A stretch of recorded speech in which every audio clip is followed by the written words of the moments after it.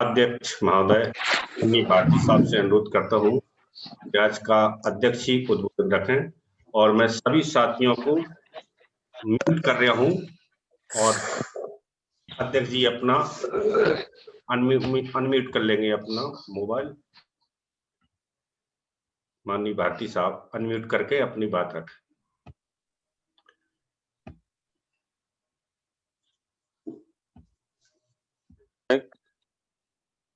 जी sir. Tathagata Gautam Buddha, बाबा साहब doctor Ambedkar ji, सभी संत गुरुओं को नमन करते हुए आज की वेबिनार, जैसा कि प्रत्येक बुधवार को होती है, बुद्ध और उनका धम्म वाचन कार्यक्रम, मैं इस कार्यक्रम के हमारे दोनों वाचक साथी कार्यक्रम को होस्ट कर रहे हमारे राष्ट्रीय कार्यकारी अध्यक्ष जी मास्टर बादल सिंह बौद्ध जी, जुड़े हुए सभी साथियों का मैं धन्यवाद करता हूं। उनको नमो बुद्धाय, जय भीम। और अब आगे की कार्रवाई के लिए मैं अनुरोध करता हूं कि मास्टर बादल सिंह बौद्ध साहब आगे की कार्रवाई शुरू कराएं। बहुत बहुत धन्यवाद। जय भीम, नमो बुद्धाय। बहुत बहुत साधुवाद माननीय साहब।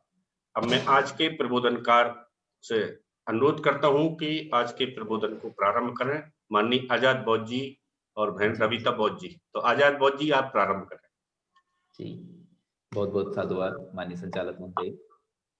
संसार की समस्त मानव जाति को समानता, स्वतंत्रता, न्याय एवं बंधुत्व की शिक्षा देने वाले महाकारुण्य तथागत गौतम बुद्ध, इस शिक्षा का पूरे संसार में प्रचार प्रसार करने वाले महान सम्राट अशोक, सामाजिक क्रांति के जनक महामानव ज्योतिबा फूले, प्रथम शिक्षिका माता सावित्रीबाई फूले, प्रथम मुस्लिम महिला शिक्षिका माता फातिमा शेख, आरक्षण के जनक छत्रपति साहूजी महाराज, परम पूज्य बोधिसत्व ज्ञान के प्रतीक बाबा साहब डॉक्टर भीमराव अम्बेडकर, बहुजन नायक मान्यवर काशीराम साहब एवं इन्हीं के जैसे बहुजन समाज में जन्मे हुए सभी महामानवों को मैं अभिवादन करता हूं। आज के बुद्ध और उनके धम्म वाचन में जुड़े हुए सभी मान्यवरों को मेरा सादर जय भीम, नमो बुद्धाय। और आज का धम्म वाचन में प्रारंभ करता हूं। बुद्ध की अस्थियों पर विवाद। जब तथागत का शरीर अग्नि द्वारा राख में परिणित हो गया तो कुशीनारा के मल्लों ने समस्त राख और अस्थियां इकट्ठी कर ली और अपने संस्थागार में रखकर उन्हें भालों से घेर दिया और उन पर धनुर्धारियों का पहरा बैठा दिया ताकि कोई उनका एक हिस्सा भी चुरा कर ना ले जा सके। 7 दिन तक मल्लों ने नृत्य, गीत, वाद, माला तथा सुगंधियों द्वारा उनके प्रति आदर सत्कार तथा गौरव प्रदर्शित किया और उनकी वंदना की। अब अजातशत्रु ने समाचार सुना कि कुशीनारा में तथागत महापरिनिब्बान को प्राप्त हो गए हैं। उन्होंने मल्लों के पास इस निवेदन के साथ अपना दूत भेजा कि वे उसे धातु यानी अस्थियों में से एक हिस्सा दे। इसी प्रकार वैशाली के लिच्छवियों ने दूत भेजा, कपिल वस्तु के साक्यों ने भेजा, अल्लकप्प के बूलियों ने भेजा, रामगांव के कोलियों ने भेजा तथा पावा के मल्लों ने भी अपना अपना दूत भेजा। धातु अस्थियों का एक हिस्सा मांगने वालों में वैठ द्वीप का एक ब्राह्मण भी था। जब कुशीनारा के मल्लों ने इतनी मांगों की बात सुनी तो वे बोले, हमारे गांव में तथागत का महापरिनिब्बान हुआ है, हम किसी को कोई हिस्सा ना देंगे, इस पर केवल हमारा ही अधिकार है। परिस्थिति को बिगड़ते देखकर द्रोण ने मध्यस्थता की। द्रोण बोला, आदरणीय पुरुषों, मेरे 2 शब्द सुन लो। द्रोण बोला, तथागत ने शांति और सहनशीलता की शिक्षा दी है। यह उचित नहीं है कि उन्हीं तथागत की धातु अस्थियों के लिए, जो प्राणियों में सर्वश्रेष्ठ थे, झगड़ा पैदा हो, कलह हो, लड़ाई हो। हम सब सहमत होकर धातु अस्थियों को 8 बराबर हिस्सों में बांट ले। हर जनपद में उन पर विशाल स्तूप बनाएं, ताकि हर जनपद में उनकी वंदना हो सके। कुशीनारा के मल्ल सहमत हो गए। वे बोले, अच्छा तो द्रोण, आप ही इन्हें सही सही 8 बराबर हिस्सों में बांट। बहुत अच्छा, कहे द्रोण ने स्वीकार किया। उसने तथागत के अवशेषों के 8 बराबर हिस्से कर। बंटवारे के बाद उसने कहा कि मुझे यह बर्तन मिल जाए तो मैं भी इस पर एक स्तूप बनवाऊंगा। सबने मिलकर द्रोण को बर्तन देना स्वीकार किया। इस प्रकार तथागत की अस्थियों के 8 हिस्से हो गए और जिस झगड़े की आशंका थी वह शांति से निपट गया।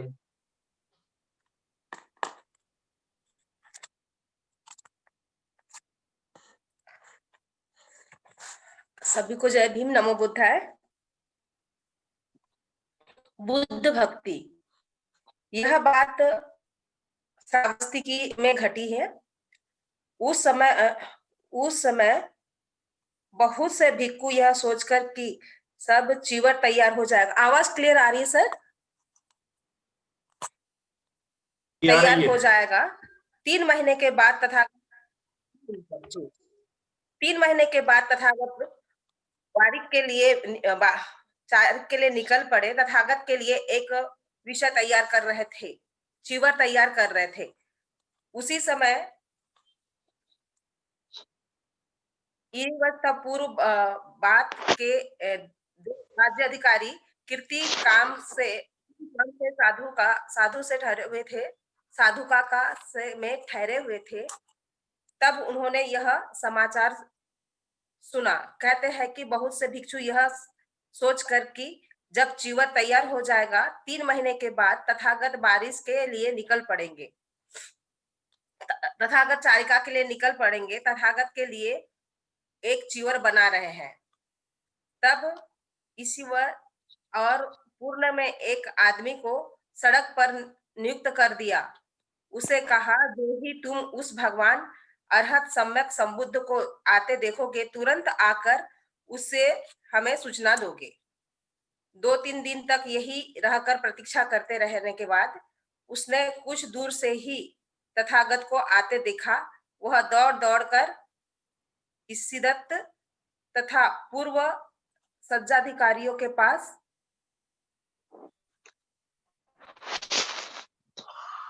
गया और सूचना दी, भगवान अरहत सम्यक संबुद्ध चले आ रहे हैं।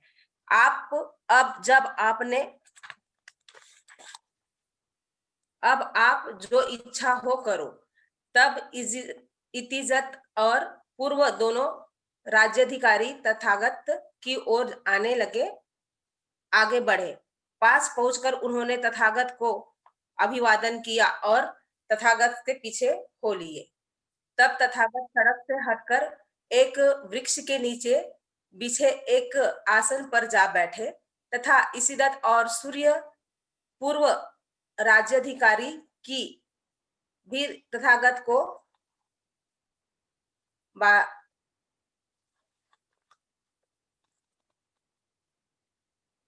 नमस्कार कर एक और बैठ गए। बैठ चुकने पर उन्होंने तथागत से कहा, भगवान, जब हमने तथागत एक मिनट सर, में कोई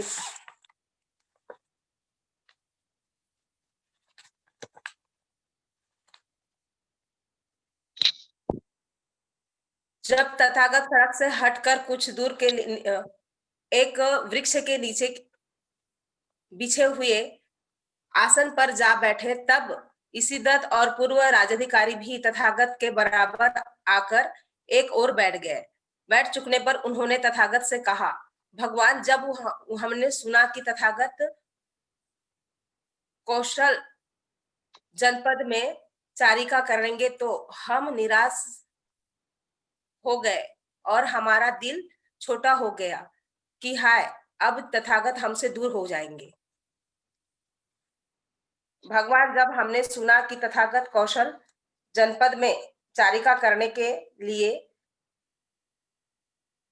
बाबरती से निकल रहे थे तो हम निराश हो गए और हमारा दिल छोटा हो गया कि हाय, अब तथागत हमसे दूर हो जाएंगे। भगवान, फिर जब हमने सुना कि तथागत कौशल जनपद को छोड़ मल्ल जनपद में चारिका के लिए चले जाएंगे कि ये चले गए हैं तो हम निराश हो जाएंगे। भगवान, फिर जब हमने सुना कि तथागत मल्ल जनपद को छोड़ वज्जी जनपद में चले जाएंगे कि वे वासत में चले गए हैं कि वे वल्ली छोड़ काशी चले जाएंगे कि वे वासत में चले गए हैं कि ये काशी के लोगों को भी छोड़ मल्ल में चारिका करने के लिए चले जाएंगे कि ये वासत में चले गए हैं तो हम निराश हो गए और हमारा दिल छोटा हो गया कि हाय, तथागत अब हमसे दूर हो जाएंगे। लेकिन भगवान, अब हमने सुना कि तथागत मल छोड़कर काशी पधारेंगे तो हम सब प्रसन्न हुए और हमारा दिल बल्लियों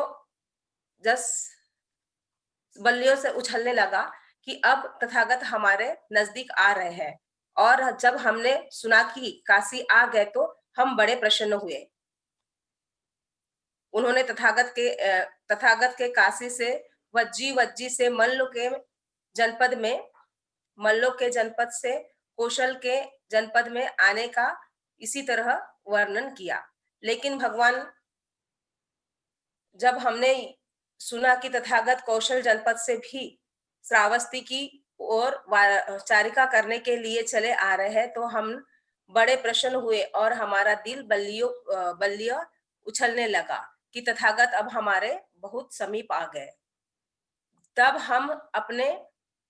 हमने सुना कि तथागत श्रावस्ती के अलावा पिंडक के जेतवन में ठहरे हुए हैं तो हमें अति प्रसन्नता हुई। हमें असीम आहत हुआ कि जब तथागत हमारे समीप है।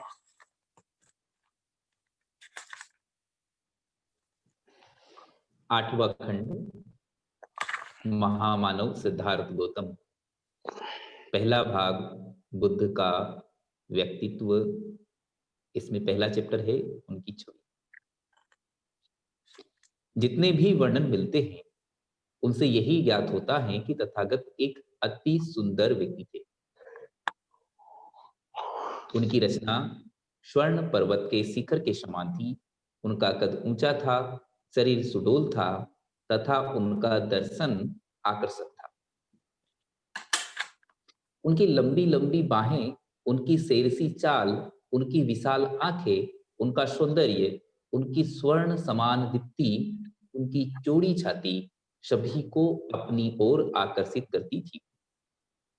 उनकी भौहें, उनका माथा, उनका चेहरा, उनकी आंखें, उनका बदन, उनके हाथ, उनके पांव अथवा उनकी चाल, उनके शरीर के किसी भी हिस्से पर जिसकी भी नजरें पड़ती थी वह वहीं स्थिर हो जाता था।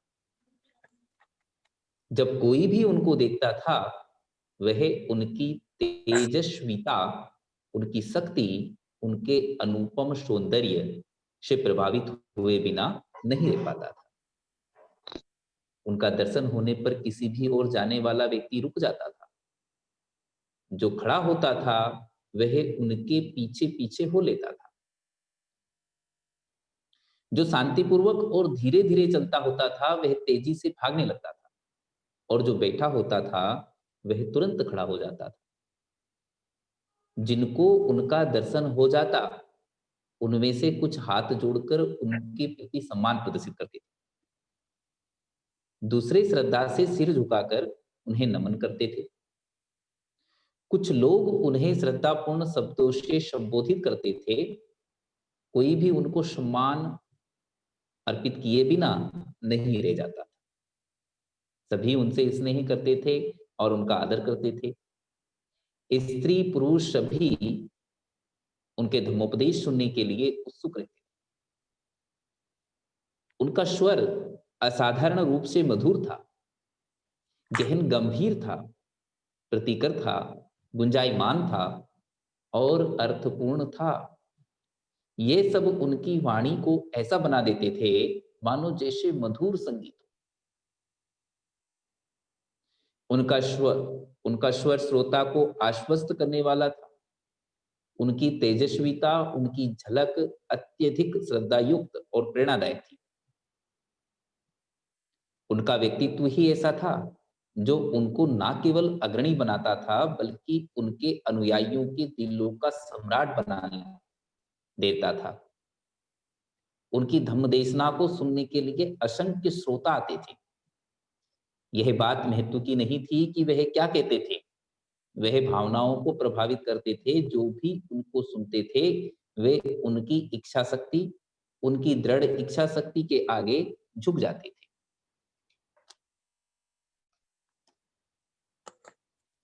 वह श्रोताओं के मन में ऐसी भावना पैदा कर देते थे कि वह जो भी शिक्षा दे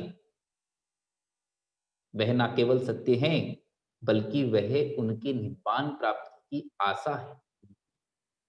उनके श्रोता उनकी वाणी में उस सत्य के दर्शन करते थे जो दासों को मुक्त कर उन्हें स्वतंत्र बना देता है। जब भी वह स्त्री पुरुषों से बातचीत करते तो उनकी शांत छवि लोगों के मन में एक आदर की भावना का संचार करती थी और उनकी मधुर वाणी लोगों को हर्षोन्माद और विस्मय से विभोर कर देती थी। डाकू अंगुलीमाल और आलवी के आदमखोर को कौन धम्म की दीक्षा दे सकता था? एक शब्द के द्वारा कौन राजा प्रसेनजीत तथा रानी मल्लिका का मेल मिलाप करा सकता था? जिस पर उनका प्रभाव पड़ जाता वे सदा के लिए उन्हीं का हो जाता। इतना मोहक था उनका व्यक्तित्व। आंख से देखने वालों की साक्षी। इस परंपरागत मत का समर्थन उन लोगों की साक्षी से भी होता है जिन्होंने भगवान बुद्ध को उनके जीवन काल में देखा है, जिन्होंने उनसे भेंट की है।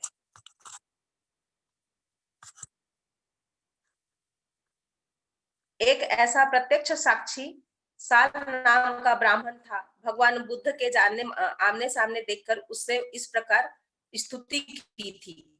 जब भगवान के सामने आता तो उस ब्राह्मण ने बैठने तथा कुशल समाचार पूछ लेने के अंततः भगवान बुद्ध के शरीर पर 32 महापुरुष लक्षण के होने न होने की जांच की।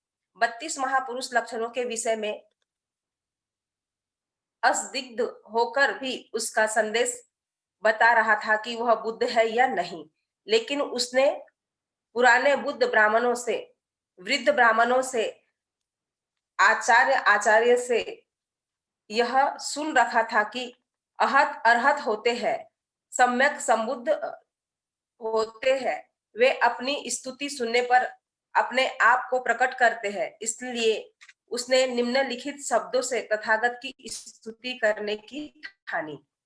भगवान, आपके शरीर अंग संपूर्ण है, श्रेष्ठ है, समृद्ध है, आकर्षक है, स्वर्ण वर्ण है, दांतों से स्वर्ण रश्मियां निकलती है, अंग अंग सशक्त है, पूरे 32 महापुरुष लक्षणों से युक्त है, स्पष्ट दृष्टि, सुंदर, ऊंचे और सीधे है। आप अपने अनुयायियों में सूर्य समान प्रज्वलित है। आप ऐसे प्रकाश युक्त, ऐसे स्वर्णिम वर्ण अपने तारुण्य को आप अनागरिक श्रमण बताकर क्यों व्यर्थ गवा रहे हैं? आपको चक्रवर्ती नरेश बनना चाहिए और समुद्र पर्यंत आपका राज्य होना चाहिए। अभिमानी राजाओं को आपके सम्मुख नतमस्तक होना चाहिए और आपको समस्त जगत का चक्रवर्ती राजा होना चाहिए। आनंद स्थवीर के अनुसार तथागत का शरीर इतना अधिक स्वच्छ और ज्योतित था कि उनके बदन पर किसी स्वर्णिम वस्त्र का जोड़ा रखा जाता तो उसकी ज्योति शरीर ज्योति के सम्मुख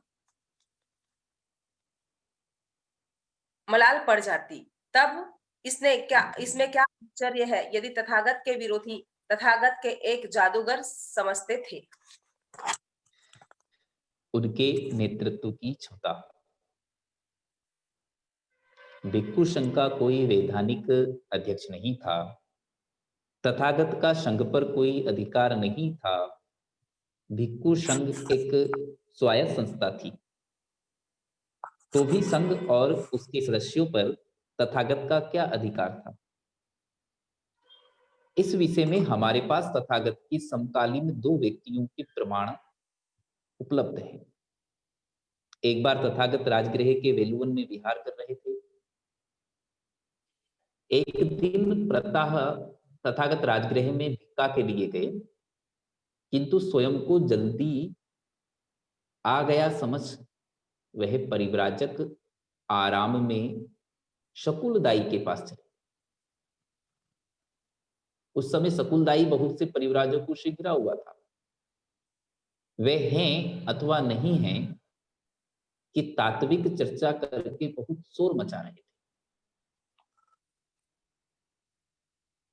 कुछ दूर से जब शकुलदाई ने तथागत को आते देखा तो उसने अपने साथियों से कहा, चुप रहो, शोर मत मचाओ, तथागत आ रहे हैं, उन्हें शोर प्रिय नहीं है। इस प्रकार वे चुप हो गए। तब तक तथागत आ पहुंचे। शकुलदाई ने कहा, तथागत, निवेदन है कि आप हमारे साथ सम्मिलित हो। आपका सच्चे हृदय से स्वागत है। बहुत समय बीता जब आप पिछली बार यहाँ पधारे थे। आपके लिए आसन सुसज्जित हैं, कृपया आसन ग्रहण करें। तथागत ने आसन ग्रहण किया और पूछा, आपका क्या विषय था और क्या चर्चा चल रही थी जिसमें बाधा पड़ी? शकुलदाई ने उत्तर दिया, अभी उसे छोड़ो, बाद में आप स्वयं आसानी से जान जाएंगे। कुछ समय पूर्व जब नाना मतों के परिव्राजक संस्थागार में इकट्ठे हुए तो उनमें इस विषय पर चर्चा चली थी कि मगध के लोगों के लिए ये कितनी अच्छी बात है कि ऐसे परिव्राजक हैं जिनके बहुत से अनुयायी हैं, विख्यात आचार्य हैं, सभी नाना मतों के संस्थापक हैं, जिनका बहुत से लोग आदर करते हैं। वे सभी राजगृह में वर्षावास करने आए हैं। उनमें पूर्ण कश्यप हैं, मखाली गोसाल हैं, अजित केश कंबल हैं, पकुत कच्चान हैं, संजय बेलठी पुत्र हैं, निगंटनाथ पुत्र हैं, सभी विशिष्ट हैं। सभी यहाँ वर्षावास करने आए हैं। उनमें तथागत भी हैं जो संघ के नायक हैं, ज्ञात विख्यात धर्मानुशासक हैं, धम्म संस्थापक हैं, असंख्य लोगों के श्रद्धा भाजन हैं।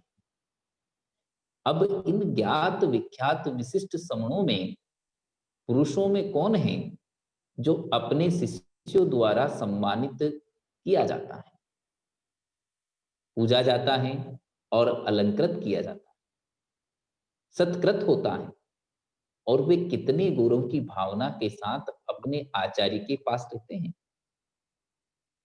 कुछ ने कहा, पूर्ण कश्यप का कोई आदर सत्कार नहीं करता, कोई पूजा नहीं करता, कोई अलंकरण नहीं करता। वे अपने शिक्षक के पास उनके प्रति किसी भी प्रकार का आदर सम्मान रखे बिना रहते। एक समय ऐसा भी हुआ कि पूर्ण कश्यप अपने सैकड़ों अनुयायियों को उपदेश दे रहे थे। तब तक एक शिष्य बीच में ही बोल पड़ा, पूर्ण कश्यप से प्रश्न मत पूछो, वह इस विषय में कुछ नहीं जानता। मुझसे पूछो, मैं जानता हूं, मैं आप सबको सब कुछ समझा दूंगा। तब पूर्ण कश्यप ने आंखों में आंसू भरकर और हाथ फैलाकर कहा, चुप रहिए, शोर मत कीजिए। दूसरा भाग, उनकी मानवता। उनकी करुणा महाकारुणिक। एक बार जब तथागत श्रावस्ती में ठहरे हुए थे तो कुछ भिक्षुओं ने आकर शिकायत की कि कई देवगण आते हैं और उन्हें हैरान करते हैं, तब उनकी ध्यान भावना में विघ्न उपस्थित करते हैं। उनकी कष्ट कथा सुनी तो भगवान बुद्ध ने उन्हें निम्नलिखित उपदेश दिया। जो परमार्थ के विषय में कुशल है, जो शांति पद को प्राप्त करना चाहता है, उसे इस प्रकार बरतना चाहिए। अरे उसे समर्थ होना चाहिए, उसे ऋतु शुर्तु होना चाहिए, उसे सुवच्छ होना चाहिए, उसे मृदु तथा विनम्र होना चाहिए, उसे संतोषी होना चाहिए, उसकी आवश्यकताएं अधिक नहीं होनी चाहिए, उस पर बहुत जिम्मेदारी नहीं होनी चाहिए, उनकी वृत्ति जीविका हल्की होनी चाहिए, उसे सत्येंद्रिय होना चाहिए, उसे ज्ञानी होना चाहिए, उसे अग्रगत्म होना चाहिए तथा उसे गृहस्थ जनों में आसक्त नहीं होना चाहिए। उसे कोई भी छोटी से छोटी ऐसी गलती नहीं करनी चाहिए कि विघ्न मन उसे दोष दे सके। उसकी यही कामना होनी चाहिए, सभी प्राणियों का मंगल हो, सभी प्राणी सकुशल रहे, सभी प्राणी सुखी रहे। कैसे भी प्राणी हो, दुर्बल हो, वह सबल हो, ऊंचे हो या नीचे हो, मध्यम कद के हो या छोटे कद के हो, आकार में वह बड़े हो या छोटे हो, कोई भी हो, सभी चाहे देखे गए हैं और चाहे वह देखे गए हो, न देखे गए हो, चाहे समीप रहते हो और चाहे दूर रहते हो, चाहे पैदा हो गए हो, चाहे अभी पैदा होने वाले हो, सभी प्राणी सुखी रहे। कोई एक दूसरे को धोखा न दे, कोई किसी से घृणा न करे, कोई किसी का बुरा न चाहे, कोई किसी से द्वेष ना करे। जैसे माँ अपनी जान देकर भी अपने इकलौते पुत्र की रक्षा के लिए तैयार रहती है, यही भाव आदमियों का सभी प्राणियों के प्रति रहना चाहिए। उसे समस्त लोक में अपनी असीम मैत्री का संचार करना चाहिए। ऊपर नीचे तिथक बिना किसी बाधा के द्वेष भाव से सर्वथा रहना चाहिए, रहित, चाहे वह खड़ा हो, चलता हो, बैठा हो, लेटा हो, जितने समय भी वह जागता रहे, उसे अपनी सतत जागरूकता बनाए रखनी चाहिए। यही श्रेष्ठ जीवन है। किसी मिथ्या दृष्टि में न पड़े, शीलवान हो, इंद्रिय सुखों में आसक्त न हो। ऐसे होने से ही उसे पुनः पुनः गर्भ में नहीं आना पड़ता। थोड़े शब्दों में भगवान बुद्ध ने उन्हें कहा, अपने शत्रुओं से भी प्रेम करो। पीड़ितों की संतावना। दुखियों का दुख दूर करने वाले उत्कृष्ट चिकित्सक। विशाखा को संतावना। विशाखा एक उपासिका थी। भिक्षुओं को प्रतिदिन दान देना उसकी दैनिक चर्या थी। एक दिन उसके साथ रहने वाली उसकी पोती सुदत्ता बीमार हुई और मर गई। विशाखा के लिए यह शोक असह्य हो गया। उसकी दाह क्रिया के बाद वह बुद्ध के पास गई और आंखों में आंसू भरे हुए एक और बैठ गई। तथागत ने पूछा, विशाखा, तो किसके लिए दुखी और शोकाकुल बैठी है और आंखों से आंसू गिरा रही है? उसने उन्हें अपनी पोती की मृत्यु की बात बताई और कहा, हे तथागत, वह बहुत आज्ञाकारिणी थी और उसके जैसी अब मिल भी नहीं सकती। विशाखा, श्रावस्ती में कुल कितनी लड़कियां हो? हैं तथागत, लोगों का कहना है कि लाखों। यदि वे सभी तुम्हारी पोतियां हो तो क्या तुम उनको प्यार नहीं करोगी? है तथागत, निश्चय से।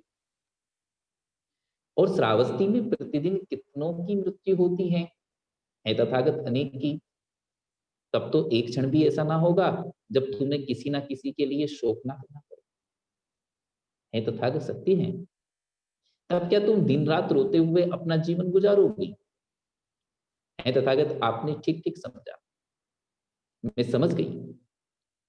तो फिर अब और शोक मत करो।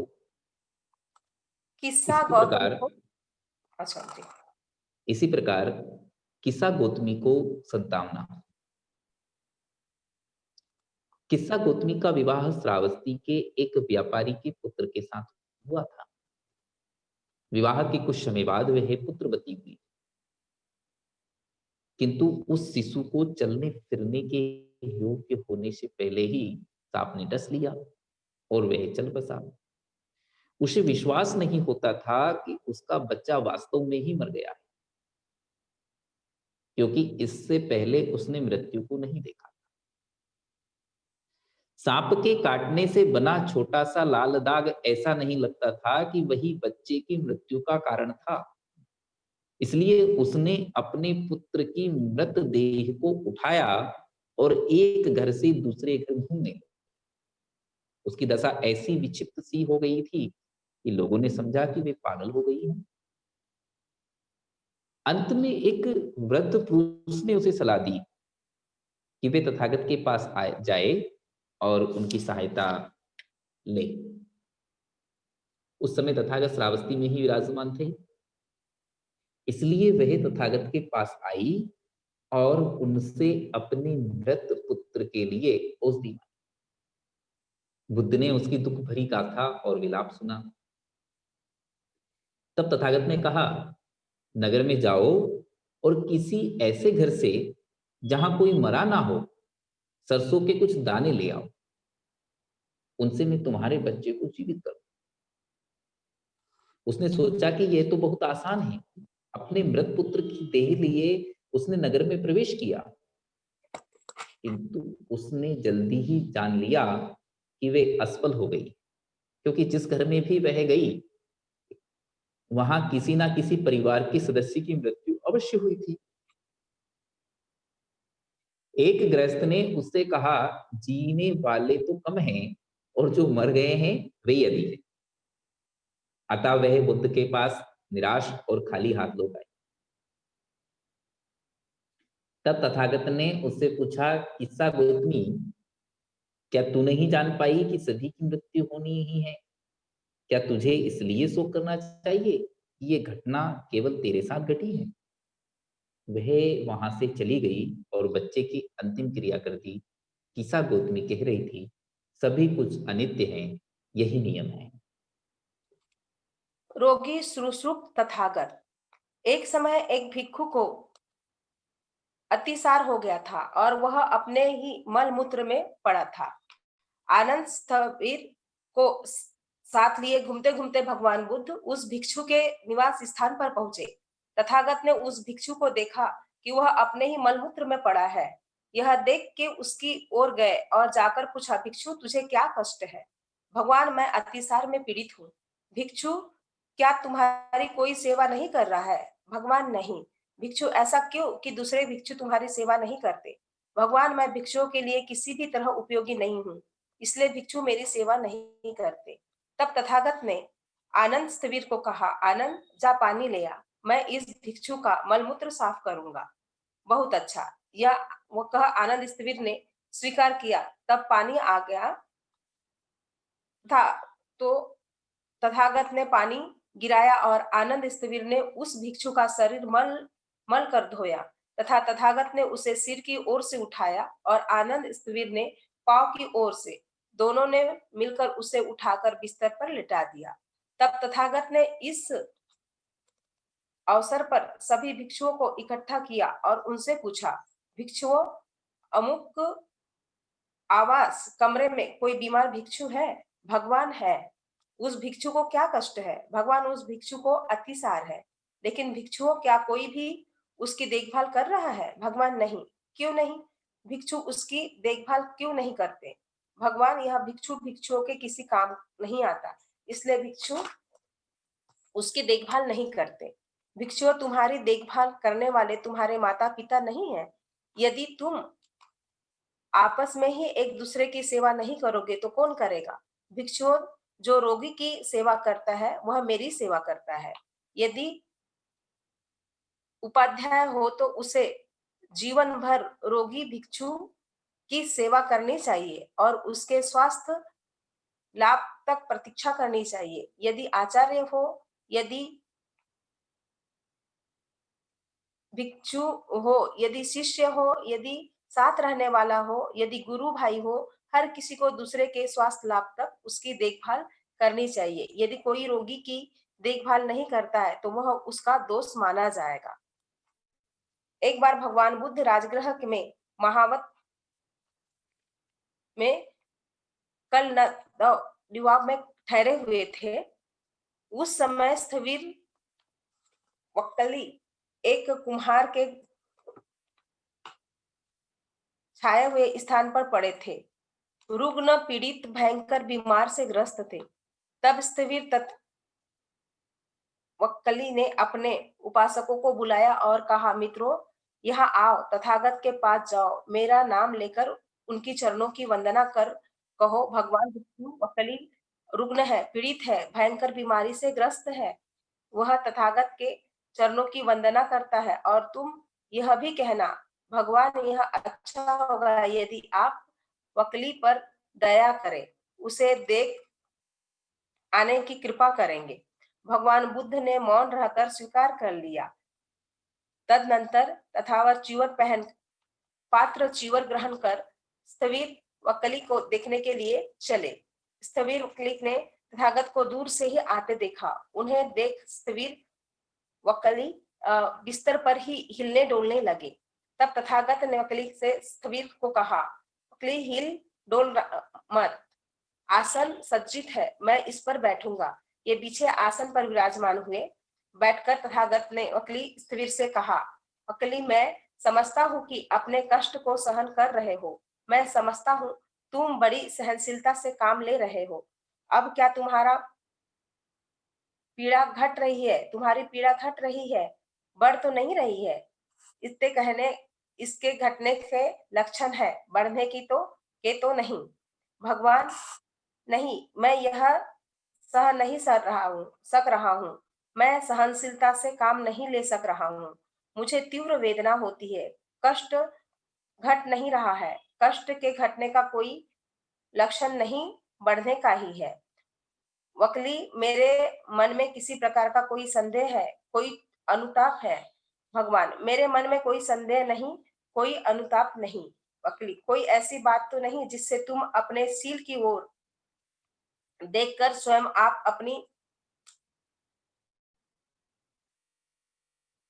गही करते हो? भगवान, नहीं, कोई ऐसी बात नहीं है कि मैं अपनी सील की ओर देखकर आप अपनी गही करूं। तब वक्कली, तुम्हें कुछ चिंता अवश्य होगी, कोई ना कोई अनुताप अवश्य होगा।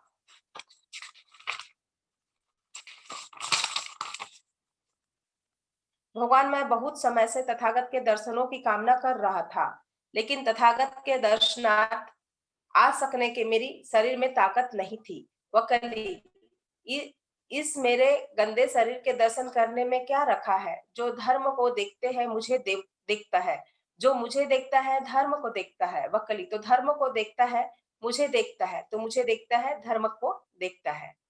ऐसे मैंने सुना, एक समय भगवान बुद्ध बग्गी जनपद में मृगदाद में पेशुका वन में शिशुमार गिरी पर विराजमान थे। तब गृहपति नकुल पिता आया और तथागत को अभिवादन कर एक ओर बैठ गया। वहां बैठकर गृहपति नकुल पिता ने तथागत से निवेदन किया, भगवान, जरा जीर्ण हूँ, वह प्राप्त हूँ, जीवन की घड़ियां गिन रहा हूँ, मैं बीमार रहता हूँ और हर घड़ी कष्ट में रहता हूँ। भगवान, मुझे बड़ी मुश्किल से बुद्ध तथा संघ का दर्शन करना मिलता है। भगवान, आप कृपया मुझे सांत्वना के ऐसे दो शब्द कहे जो मेरे आनंद में वृद्धि करने वाले हो तथा चिरकाल तक मेरे हित और सुख के लिए हो।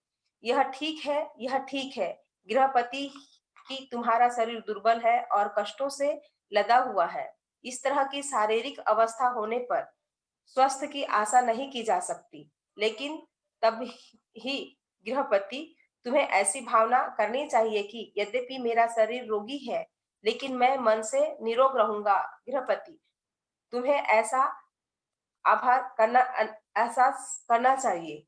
गृहपति, नकुलपति ने बड़े प्रसन्न मन से तथागत के वचन सुने, फिर अपने स्थान से उठ तथागत को अभिवादन किया और प्रदक्षिणा कर चला गया। एक बार तथागत साक्यों की कपिल वस्तु में अंजीरों के उद्यान में ठहरे हुए थे। उस समय बहुत से भिक्षु तथागत के लिए चीवर बनाने लगे। उनका कहना था, चीवर तैयार हो जाने पर तथागत चारिका के लिए निकल पड़ेंगे।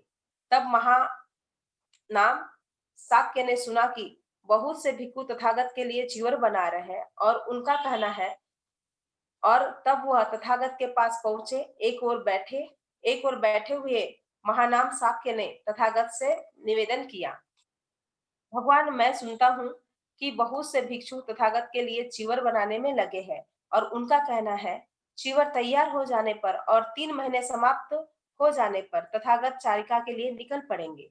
अब भगवान, हमने आपके श्रीमुख से यह कभी नहीं सुना कि एक समझदार गृहस्थ अपने साथी रोगी पीड़ित दुखी गृहस्थ को किस प्रकार सांत्वना दे सकता है, क्या कहकर उसका मन प्रसन्न कर सकता है। एक समझदार गृहस्थ को अपने साथी रोगी पीड़ित दुखी गृहस्थ को 4 तरह के सांत्वना देनी चाहिए। भाई, धर्म और संघ में श्रद्धा रखो और उस सील में जो अखंडित रहने से, परिशुद्ध रहने से चित्त को शांति देता है। महानाम एक समझदार गृहस्थ दूसरे रोगी पीड़ित दुखी गृहस्थ को इस प्रकार सांत्वना दे चुके, तो इससे आगे उसे इस प्रकार बोलना चाहिए। मान लो कि वह मरणासन्न रोगी अपने माता पिता को देखने के लिए व्याकुल है, जो उसे कहना चाहिए कि मित्र, चाहे तुम अपने माता पिता को देखने के लिए व्याकुल हो चाहे व्याकुल न हो, तुम्हारा मरण समीप है, इसलिए अच्छा होगा कि तुम अपने माता पिता से मिलने की इच्छा छोड़ दो। यदि रोगी कहे कि मैंने माता पिता के कामना छोड़ दी, तो उसे कहना चाहिए कि मित्र, अभी तुम्हारे मन में बच्चे को देखने की कामना है, क्योंकि वह हालात में तुम मरणासन हो, इसलिए यह भी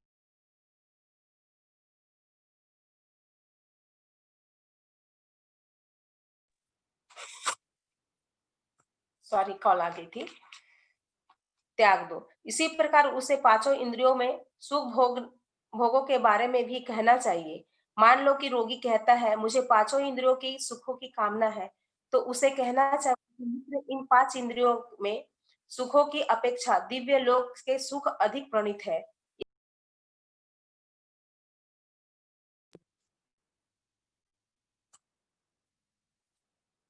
5 इंद्रियों के सुखों का त्याग कर आप दिव्य लोक में सुखों पर मन लगाओ। तब यदि रोगी कहे कि मेरा ध्यान दिव्य लोक के सुखों पर ही केंद्रित है, तो उससे कहना चाहिए कि अच्छा होगा कि तुम अपना ध्यान ब्रह्मलोक के सुखों पर केंद्रित करो। और तब यदि रोगी का मन वही केंद्रित है, तो उससे कहना चाहिए, मित्र, ब्रह्मलोक भी अनित्य है, परिवर्तनशील है, उससे भी ममत्व हो सकता है। मित्र, यह अच्छा होगा कि तुम ब्रह्मलोक की आशा का भी त्याग कर दो और ममत्व का मूलोच्छेद करने की ओर ध्यान दो। और यदि उस रोगी ने ऐसा कर लिया, तो जहां तक आश्रयों से मुक्ति की बात है, तो ये सतगृहस्थ इस प्रकार ममत्व से मुक्त हो सकता है, उसमें और किसी श्रावक ने आश्रय दान किया है, उससे दोनों में कोई अंतर नहीं है। असहनशील के प्रति सहनशीलता। एक बार बुद्ध आल्वक यक्ष की राज्य सीमा में आलवी में रहते थे। तब आल्वक यक्ष तथागत के पास आया और बोला, तथागत यहां से निकले। बहुत अच्छा मित्र, कहकर तथागत चल दिए। तब यक्ष ने आज्ञा दी, तथागत भीतर आए। मित्र, बहुत अच्छा, कहते हुए तथागत भीतर चले गए। दूसरी बार भी आल्वक यक्ष ने तथागत को कहा, तथागत निकले यहां से। ये कहकर मित्र, बहुत अच्छा, वे बाहर चले गए। दूसरी बार भी यक्ष ने आज्ञा दी, तथागत भीतर आए। तथागत भीतर चले आए और बोले, मित्र, बहुत अच्छा। तीसरी बार भी आल्वक यक्ष ने तथागत को कहा, तथागत निकले यहां से। मित्र बहुत अच्छा कहते हुए तथागत बाहर चले। तीसरी बार फिर यक्ष ने आज्ञा दी, तथागत भीतर चले आए। मित्र बहुत अच्छा कहकर तथागत भीतर चले आए। चौथी बार भी आल्वक यक्ष ने कहा, तथागत निकले यहां से।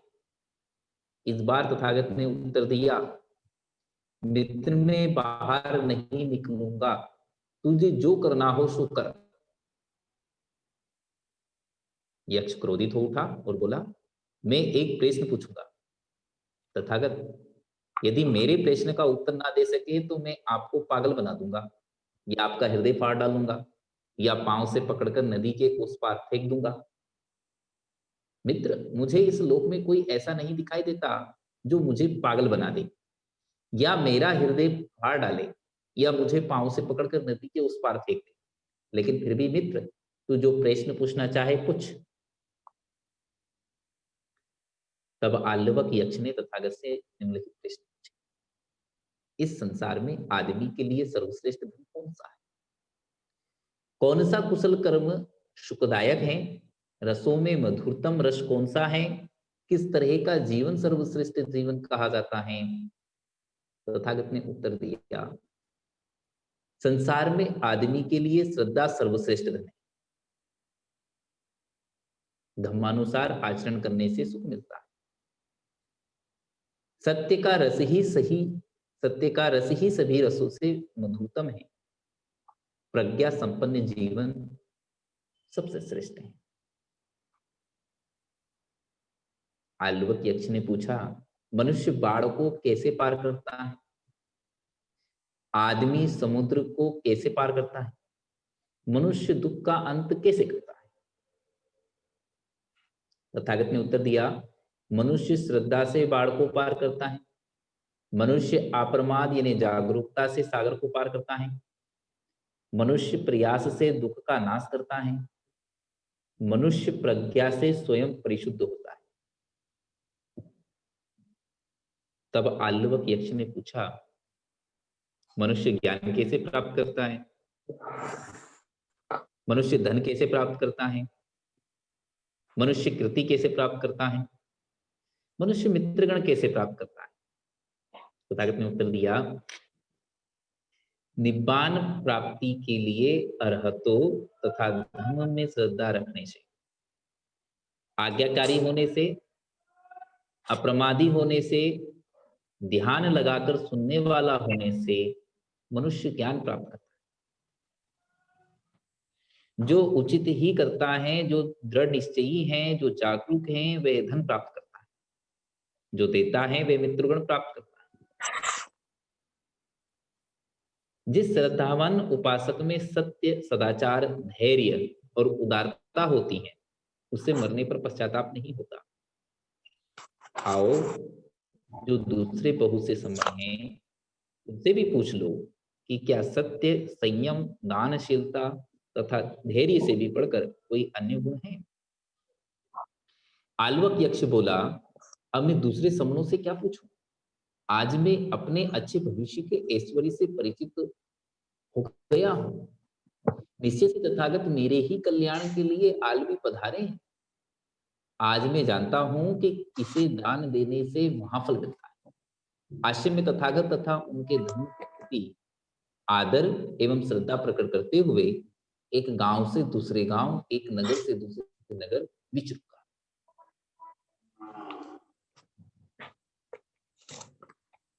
समानता तथा समान व्यवहार से समर्थक। तथागत ने जितने भी नियम भिक्षु संघ के लिए बनाए, स्वेच्छा से उन सभी नियमों को उन्होंने हल्ला नहीं करना, उन्होंने अपने ऊपर भी लागू किया, इसलिए कि वे ही संघ के मूल है। वे संघ में नायक है। उन्होंने अपने लिए कभी किसी नियम में भी अपवाद नहीं चाहा।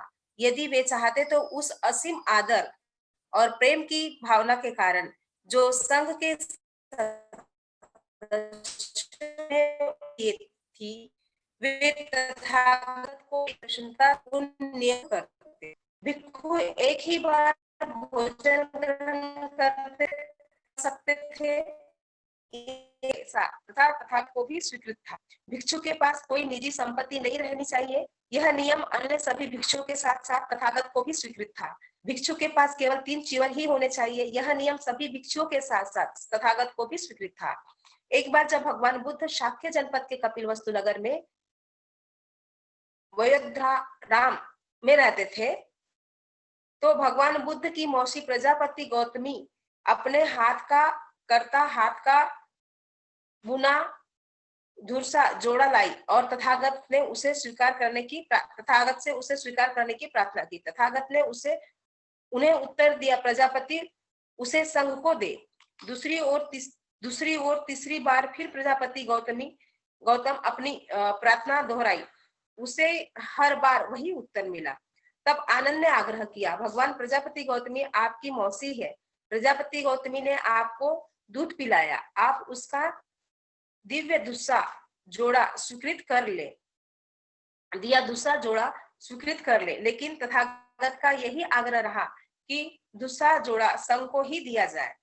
आरंभ में भिक्षु संघ का यही नियम था कि कूड़ों की ढेरियों पर पड़े मिले चिथड़ों से ही भिक्षु संघ के वस्त्र बनाए जाए। यह नियम इसीलिए बना था कि जिसमें धनी वर्ग के लोगों ही संघ में आकर न भर जाए।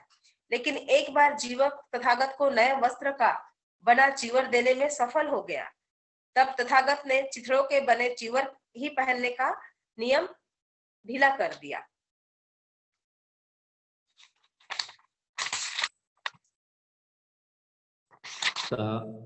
आज का बुद्ध और उनके धर्म का वाचन यहीं पर संपन्न होता है।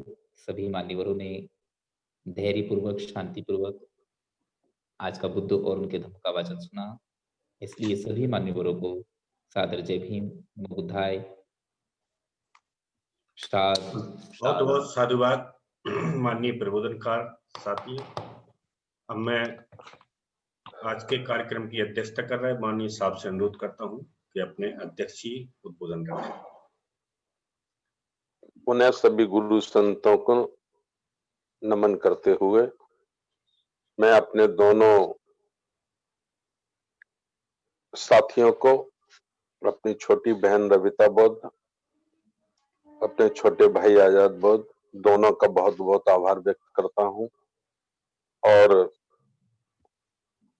हमारे संचालक जी का भी बहुत बहुत आभार। जितने साथी जुड़े उन सबका भी बहुत बहुत आभार। और पुनः फिर एक बार निवेदन कर दूं कि आज बुधवार का दिन है। हम लोग ज्यादा से ज्यादा कोशिश करें कि बुधवार को जरूर हमारे घर में खीर बने, चाहे बहुत कम बने, एक एक कटोरी बने, लेकिन जरूर बने। ज्यादा से ज्यादा हम लोग कोशिश करें कि हम अपने पड़ोसियों में, अपने नातेदारों में, अपने रिश्तेदारों में या अपने परिचितों में भी ये प्रथा शुरू करने की कोशिश करें कि बुद्ध का दिन, बुद्ध के नाम, और हम खीर अवश्य बनाएं। अब हम लोग आगामी 10 जनवरी को, जो दिन रविवार है, और सुबह 9 बजे से फिर हम सब लोग जुड़ेंगे। ज्यादा से ज्यादा साथियों को आप लोग जोड़ने की कोशिश करें। और उस वेबिनार का विषय रहेगा आगामी 13, 14, 15 मार्च को मान्यवर कांशीराम साहब की जन्म जयंती के शुभ अवसर पर बहुजन समाज समीक्षा दिवस के रूप में हम सभी साथी लोग आगे के कार्यक्रम की तैयारी पर चर्चा करेंगे। बहुत बहुत साधुवाद। अब मैं माननीय बादल सिंह बौद्ध साहब से निवेदन करना चाहता हूं कि मंगल गाथा के साथ आज के कार्यक्रम को समाप्त करें। माननीय बादल सिंह बौद्ध साहब। बहुत बहुत साधुवाद माननीय साहब। मैं सभी साथियों के माइक को अनम्यूट कर रहा हूं। सभी साथी अपने माइक को खोल सकते हैं और धम्म पालन गाथा में एक साथ सभी साथी धम्म पालन गाथा दोहरा सकते हैं। सब्बे सद्धा सब्बे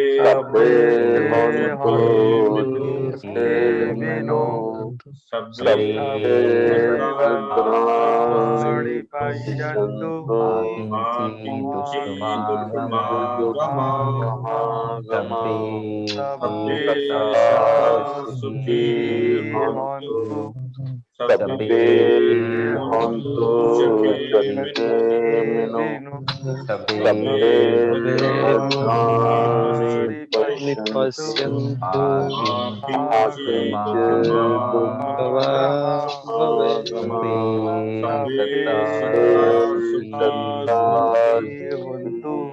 सर्वे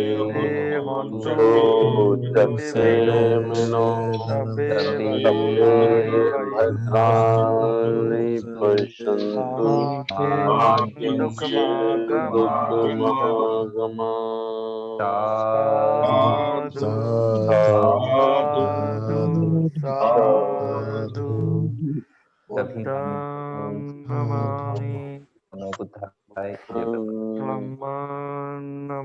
आज के वेबिनार का सफल समापन किया जाता है।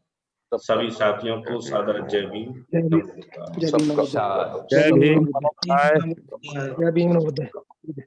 सबका मंगल हो, सबका मंगल। जय भीम, नमो बुद्धाय।